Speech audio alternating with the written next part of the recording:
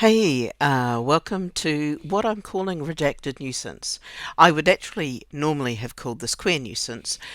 The reason I'm calling it Redacted Nuisance, even though probably as I do an intro I'll call it Queer Nuisance, is that if I call it Queer Nuisance in its title, it means less people will be able to see it because queer information is not easily accessible to a large number of people. If it's labelled as queer, however, if I label it Redacted Nuisance, more people will be able to listen to it without outing themselves, without feeling that they're probably going to be under some sort of censorship, or under sort of any pressure if they view this information or listen to me.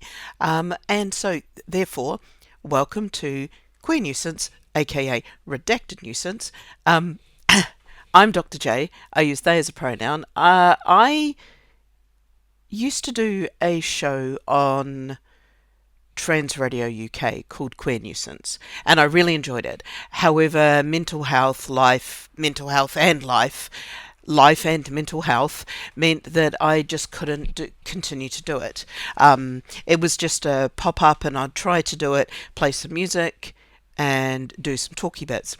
So I was thinking, I really enjoyed it, but I can't do it and I can't play music on podcasts. So this, unfortunately, is a podcast that would normally have music in it and music breaks, but it doesn't. Although I will talk about music at times, I'll talk about life, I'll talk about things in general.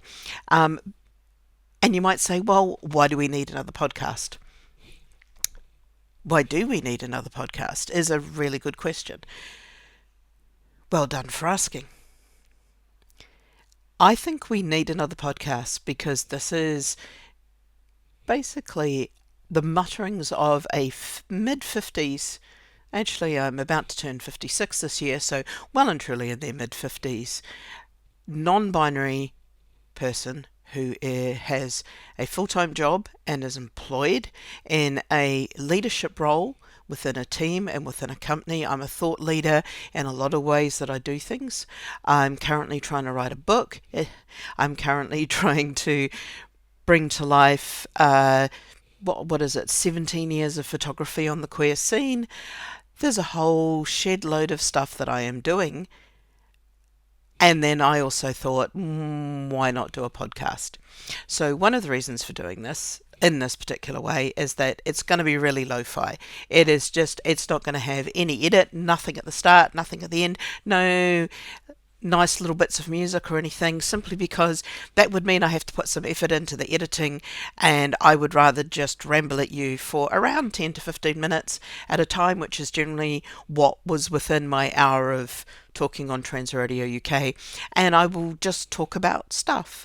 For those who have known me and been around for a long time, might remember that I did a little rambly podcast for about 2 years that I used to publish with Absolute Queer Photography. Heavens only knows where that audio's gone. It was all just recorded on my phone as voice notes and published. So if you think this is lo-fi, you ain't heard nothing. That was in my car, totally lo-fi, while I was sat outside clubs. So I'm actually kind of glad that those are not findable. Although if I do find them, I might put them up here. Why else do I think it's important to do this? I'm here. I'm successful in my job. I've been out as a non-binary person for 20 years this year. I have been out for over 30 years as a queer person. I'm just going to use the word queer. I came out as a lesbian, even though I wasn't really a lesbian, because that would require my gender and my sexuality to have a certain alignment, which it doesn't. And the stories of people like myself, the people who make it through and are older, sometimes aren't getting out there because God damn it, we're too exhausted. Um, we're too exhausted to put effort into stuff like this. So I'm trying to do that to basically show that you can make it through. You can have a job, you can have housing, you can be supported by people, you can have a cat who is wonderful but also very unwell. There will be a lot of talk about Fred, and there'll be a lot of talk about Fred pooing. If the notion of a cat and cat ownership worries you, or if the notion of somebody discussing the trauma of owning a cat who attempted to die for nearly 9 months. He is resilient, but he has been incredibly unwell. And pooing is kind of still one of the things that we're working on. So I might discuss the notion of waking up at 5 a.m. to a cat that's screaming at you to play the game called So Where Did We Poo This Time? Fortunately, I live in a small flat. Fred is not allowed outside. That makes some of this a little bit easier. What else was I going to talk about? So there's that I live, that I'm successful for any notion of success, by being alive, by being employed in a stable job, by being out for a very long time and able to be out as myself. There will be a bit of content warning here. Skip ahead a couple of minutes if you don't want to hear this. I did spend 40 years, basically from the age of 8 to 48, attempting to not be here. I'm going to use the words not be here. I would either disassociate massively or I would be actively suicidal. There were times in there where I might have been slightly doing that less on the spectrum or more on the spectrum. There were some times where I was truly a danger to myself, maybe also to others with the ways that I was thinking about this, but definitely to myself. I was a danger to myself for a lot of those 40 years. People knew some of it. I ended up as an outpatient with a psychiatric team for some time in the UK. I ended up as an outpatient with a psychiatric team for some time in New Zealand, which is where I'm born, which is why I have this particular accent. What else do you need to know about me? What else is really important? I'm here. I've survived a shed load. There's stuff that I'm not going to talk about. There's stuff that I will talk about. Some of the stuff that I'll talk about will be that I have CPTSD. There are reasons I have CPTSD, only some of which I'm going to tell you. Cope. What else? What else do I need to tell you? I'm here. I'm queer. I'm successful. Capitalism sucks. Even if you're on the good side of capitalism, it still sucks because it is a bad structure that we are within. I am lucky that I'm on the good side of capitalism in the structure, and I tend to use and value things slightly differently to my peers, one might say. So I don't view money in a particular way.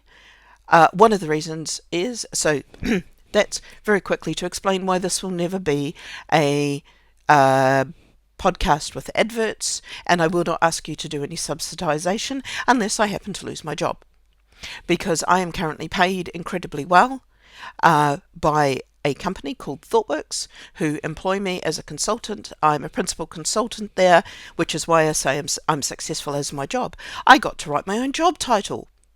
That's the sort of thing that you get sometimes in jobs. You get to write your own job title. So I came up with the job title of Harbinger of Change, and I'll talk more about why I chose a particular job title and how it works, and how my job works, and what sort of things I do, and why I can do things like this, kind of almost with the support of the people who I work with, which is unusual. But also, I want to reassure a lot of people that not everybody in tech is a Nazi techno bro. There are a lot of people in tech who are wonderful, who are focused on DEI, who want to make inclusive teams, who want to see people like myself being able to bring all of themselves to work. What else do I need to tell? Oh, that was the other thing I needed to tell you. You can hear me trying to remember things. I am postmenopausal. Brain, logic, straight lines don't exist. They haven't for about 5 years or more. Some might say that they never actually existed. This is one of those things of unless I will sometimes repeat myself and forget that I've done it, and I will also sometimes forget what I was saying halfway through a sentence. Cope. More than half the world go through it. Some of them will be labelled as women, some of them will be labelled as non-binary people, some of them will be labelled as men. Whatever gender you are, if you are going through menopause or have been through menopause, oh my, it's a ride, isn't it? What else yes, so I have, one of the other reasons for doing this is when I arrived in the UK I've been in the UK about 20 years. 20 years this year. About 3 or 4 years after I arrived in the UK, I created a film, which will be up on my YouTube channel. And one of the things that I was asked in the creation of that was to create an artist statement. And I came up with the statement: if we are not visible, we cannot demand that the world makes space for us.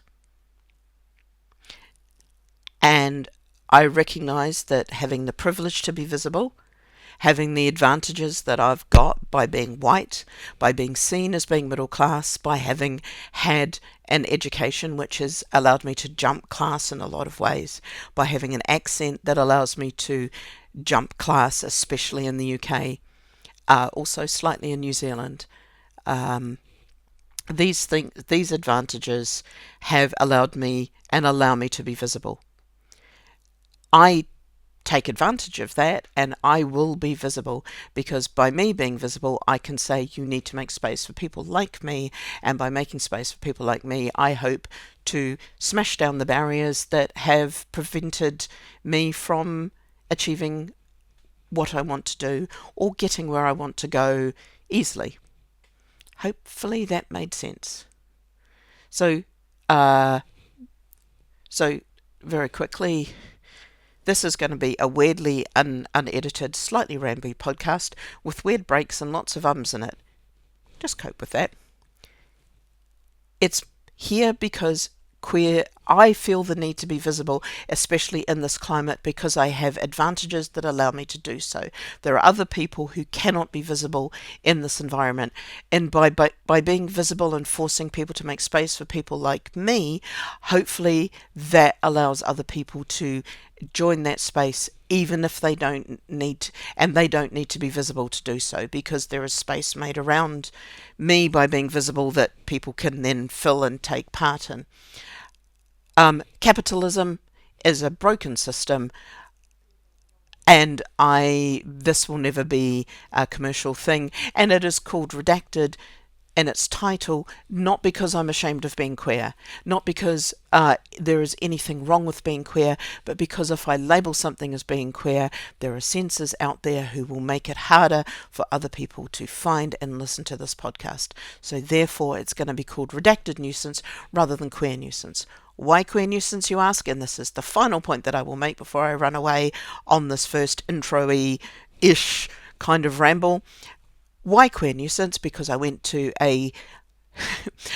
one queer lecture in person once. It was by Sarah Ahmed, and it was on her book about being a queer nuisance and what that meant in terms of being queer within a space. You queer up the space. There is, just by existing in the space, we make the space queer.